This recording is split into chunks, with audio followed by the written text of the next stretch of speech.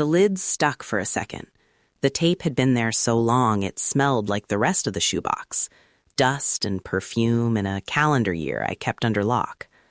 I slid the box open and the room filled with paper smell, the kind that drags you back like a small, quiet time machine.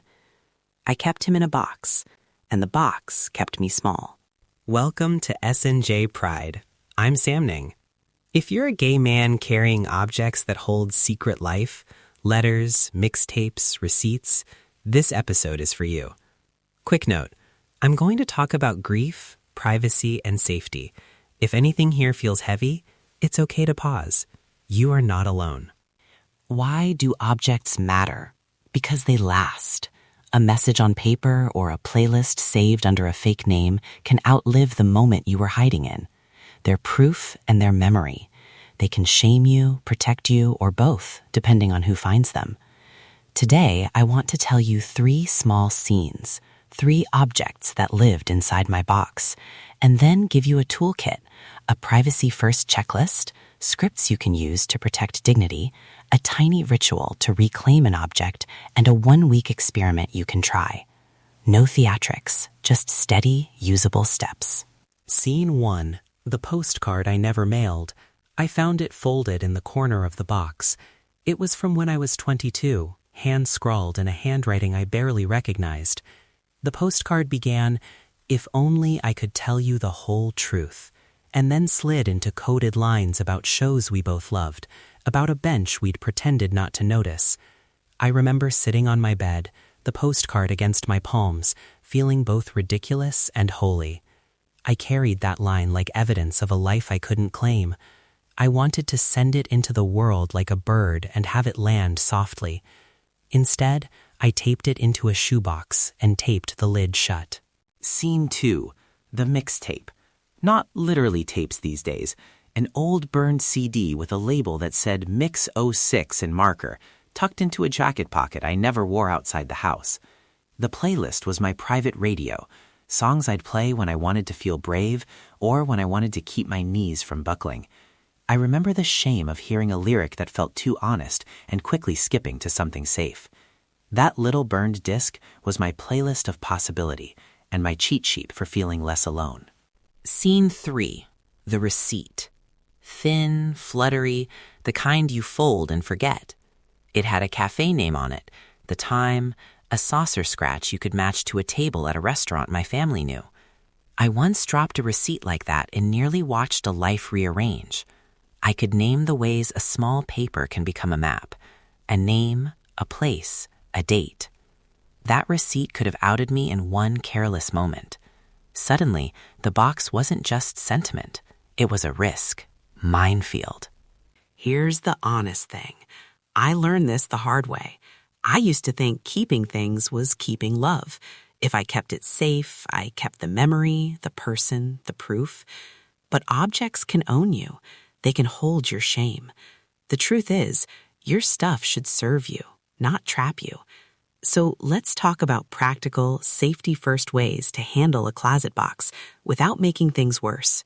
Privacy-first sorting checklist. Step 1. Set your safety perimeter. Ask yourself, who else lives where these items are? Could anyone stumble onto them? If there's any immediate risk, immigration, an abusive household, legal danger, stop and get support. Don't sort alone. Find a trusted friend, a local LGBTQ+ organization, or legal aid first. Step 2. Wear a soft eyes approach. That means you look at each item once, name it simply, photo, letter, receipt, and put it into one of 3 piles. Safe to keep, needs redaction, or consult first. No narrative yet. Don't replay memories on the spot. You're triaging, not grieving. Grief comes later, when you're ready. Step 3. Redaction tools. For things that hold identifying info, names, addresses, dates, use a notebook to transcribe feelings and then redact the physical item if you want to keep it. Black marker on a copy, a photo where you blur details, or storing a scanned redacted file in an encrypted drive. If you choose digital, use a password manager and consider an encrypted folder. This is about keeping memory while minimizing risk. Step 4. Decide storage and access. If you keep something physical, use a locked box, a bank-safe deposit, or a trusted friend's custody, someone who understands privacy and consent. Make a list, only you see it, of who can access it and under what circumstances. Access should never be a vague promise. Put conditions on it. Keep a written note of your decision, dated. This gives you power back. Step 5. An exit option. If an item could do real harm, financial, legal, familial, consider destruction, but do it with ritual. Burn paper safely, shred it, or cut out identifying bits and scatter them. Don't make a rash choice. Schedule the action when you're not rushed, and have someone you can check in with afterward. Safety first always. Now, scripts you can use dignity first language when someone asks to see or take your things, or when you want to share something but need consent from a partner or family. Script 1. To ask a partner for permission to share a private object with someone else. Try, there's something I've kept because it mattered to me. I'm thinking about sharing it with a friend for support. Would you be okay with that? If not, I won't. Simple, direct, and centered on consent. To a family member who wants access, but you aren't ready.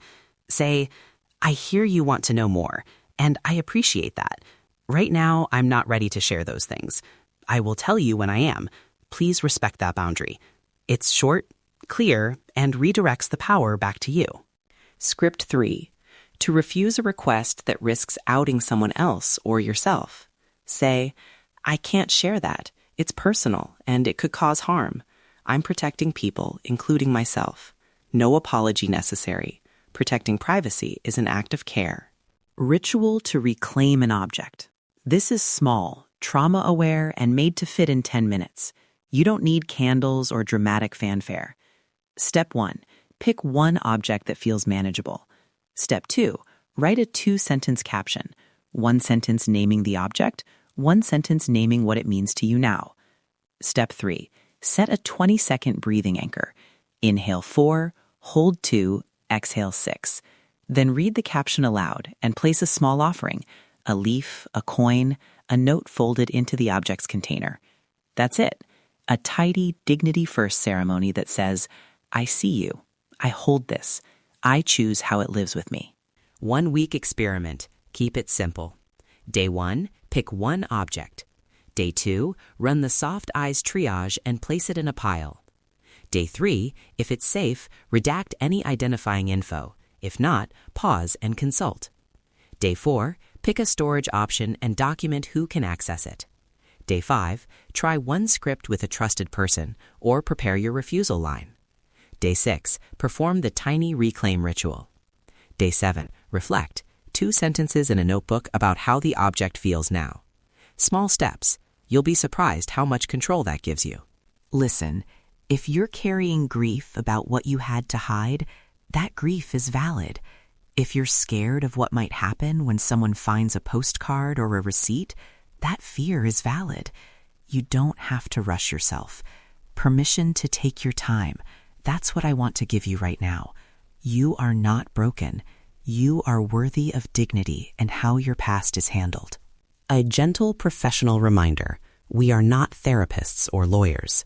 If anything in your box could put you at risk, legally, with immigration, or with safety, pause and consult a professional or a trusted local organization before acting. If going through these items brings up trauma, reach out to a mental health professional or crisis hotline. Do this work with care. If you want to take one tiny action right now, pick an object, close your eyes for 10 seconds, and name it silently. Photo, ticket stub, note. That little naming breaks the spell. Keep it safe or start the triage later, but name it. That's where power begins. If this episode landed for you, we'd love to hear one word that describes an object you carried. DM us or comment, I hear you, with that single word. You can also send an anonymous voicemail telling us which small ritual you'll try this week. We read these messages privately and with care. And if you need resources, check the show notes for local LGBTQ+ safety and legal links. Thank you for sitting with me in this closet box light. I promise you, Objects can stop owning your story when you take small, safety-first steps. You're not alone. I mean that. You're not alone. We'll be here next time.